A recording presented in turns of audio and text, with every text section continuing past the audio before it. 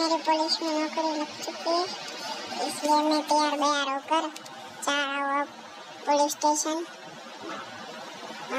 Guys, ये देखो, ये मेरी गाड़ी है, पुलिस वाला ने दी मेरे को। अभी इसको बाहर निकालते और चलते हैं। अपनी कार के बाहर पड़ी, इसको तो बाद में आकर अंदर मुक देंगे।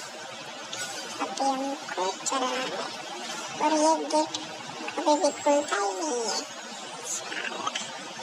इसलिए हम लोग चले जाते हैं पुलिस स्टेशन।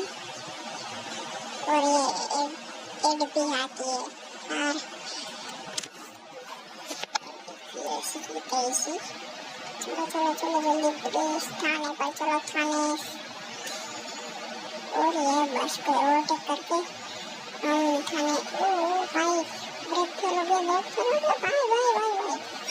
ओ ये ठुक गई, कोई बात नहीं, बाद में रिपेयर करा देगी। अभी चलना है फटाफट थाने को। एक पुलिस वाला ने मेरी कंप्लेंट कर दी, इसलिए उसको मारना है, ये गलत काम करता है, इसलिए चलो। अरे यार, थाने का रास्ता थोड़ा पीछे रह गया था, इसलिए आगे वाले कच्चे हम चले जाते हैं। चलो चलो जल्दी जल्दी जल्दी जल्दी चलो, वरना वो चला जाएगा। चलो इधर से मोड़ लेते हैं, बाहर